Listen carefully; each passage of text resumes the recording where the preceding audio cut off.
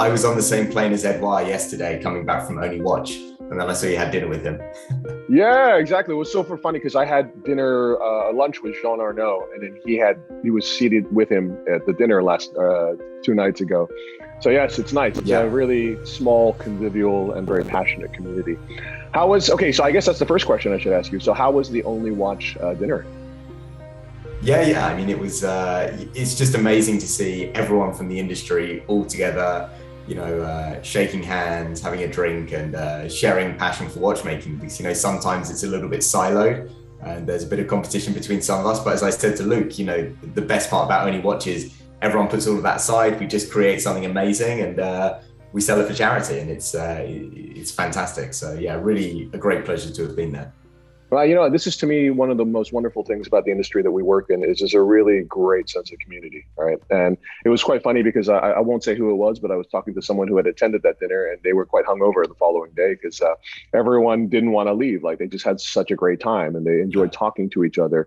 And to have the possibility to gather again physically, is amazing.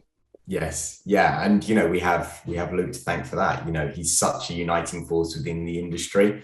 And really gets everyone together. And as you say, when was the last time we had the chance to do that? 2 years ago, I only watched last time.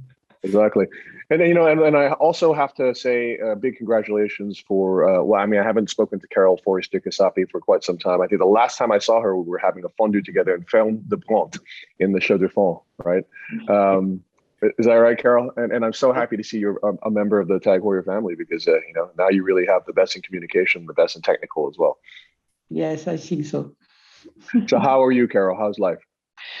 Fine. Very interesting job. Very interesting brand, history, DNA, and yes, so many things to do. So a big adventure. Fantastic. So guys, let's talk about Only Watch. First, from your own personal perspectives, why do you think that a luxury brand needs to also be charitably minded? Do you want me to go first, Carole? Or? No. For me, it's a total no-brainer. When you look at the luxury watch industry, we have this amazing communications platform, that we can take out full-page adverts in the Wall Street Journal and the Financial Times. We have the means to do it, and really it's about being part of the community, and we can do that locally. Carole and I are involved in things like the Biennale in Le Locle and the Chaux de Fonds, so we can do that kind of thing. But really, it's about the larger outreach and research into muscular dystrophy, the project you're doing around breast cancer research. This is stuff that we really have to do, because if we're not doing it, who is? So it's valuable and totally integral from my side. And Carole, for your side, why is it important that a brand like TAG Heuer or any luxury watch brand also tries to give something back to society? For me, it's a good thing to have a possibility like that to be somewhere free for creativity and to propose and to realize some things that perhaps for regular watchers, we will not do this kind of exercise. So it's a new way to be creative. And for me, it's exciting for that. Yeah, I think that's the wonderful thing about Only Watches. You see these kind of, for lack of a better term, dream watches, which are at the super highest level of performance and design and really cutting edge. And I have to say, guys, you smashed it this year with the Monaco in carbon. It's just insane. And the fact that you have a carbon case, you've got a carbon dial, then you have even carbon in the hairspring, right, of the watch, which I've never heard of before. And I would be very interested to hear about that. Talk to me about this, and talk to me also a little bit about why you selected the legendary Dark Lord as the inspiration for this watch. Maybe Nicholas, if you don't mind, you go first. Yeah, sure. So, I can talk a little about the inspiration.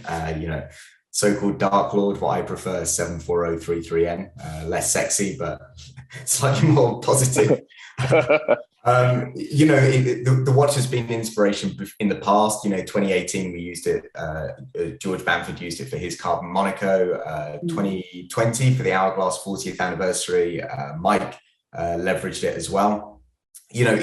And the amazing thing about that model is it's so alluring, but it's so mysterious. We don't really know anything about this watch, even on our side. We just know that some examples appeared in the late 1970s, and that we had, some leftover pieces from the first half of the decade, because as Wei, the Monaco was not a good seller. We had a really hard time selling this watch in period. And in fact, it was discontinued. It was planned to be discontinued in 72 and replaced by the Silverstone. It lasted a little bit longer until 74, 75. And then it basically, disappeared from all catalogs. Yet then probably 1978, we have this weird black coated thing that, isn't DVD. It's something else. We're actually doing some analysis at the moment to understand what our black coatings in period consisted of, thanks to our research institute headed by Edouard. But, to see this black case, this black dial, and you think the state of the watch industry at the time, they're in the middle of the quartz crisis, everyone was probably like moping around the valet, trying to work out how life was going to continue. And we get this totally black and like sort of depressing watch. But then we have this pop of orange, which is, maybe a faint glimmer of optimism. So, there's so much encapsulated in this, little lump of metal that you're showing here, that, obviously it's such a great thing for us to leverage and talk about. So. Amazing, Nick. That's awesome. So, Carole, from your perspective, why did you think this was a great inspiration, and how did you make everything in carbon from this watch, including the hairspring? And what does it help in terms of performance? And Nikki, you can put the new watch up if you don't mind.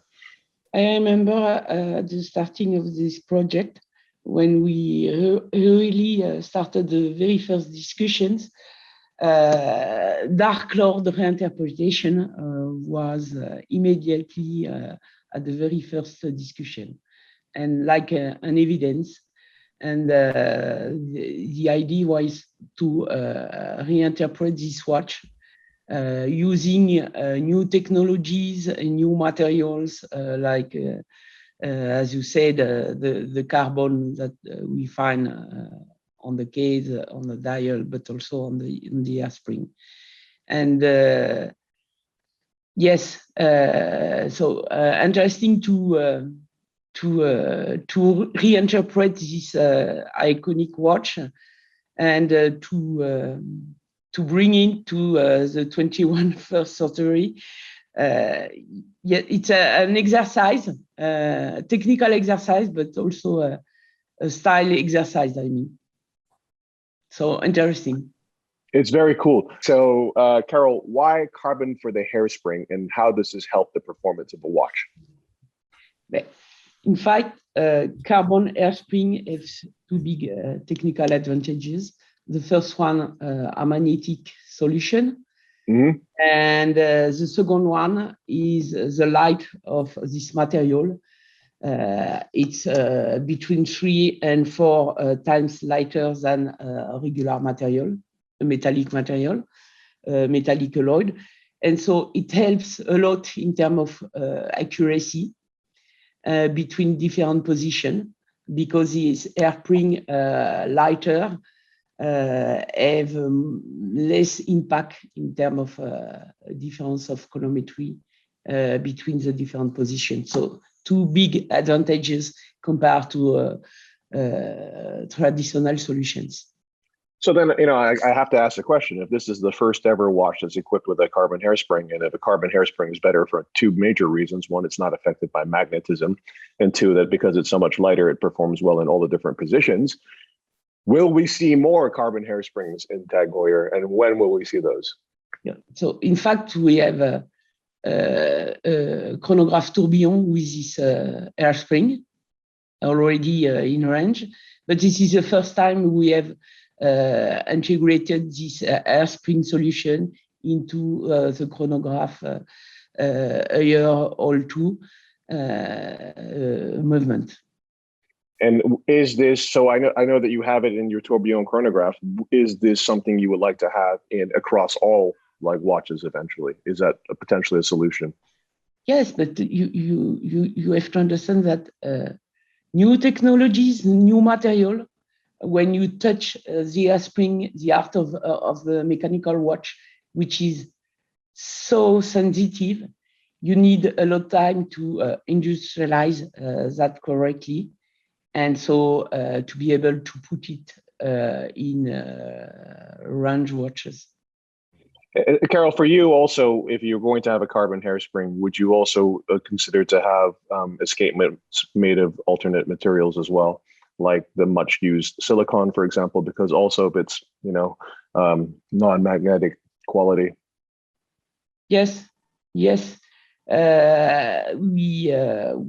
work on it to tackle the amagnetic problem until the escapement. This is a second element which is very sensitive to escape to amagnetic, and so the first one for sure is the hairspring, and this is the most sensible inside a mechanical watch. And the second one, less sensible but also sensible, is the escapement for sure. Yeah. I think we had once a meeting when you were at another brand before this, which is also a very famous brand.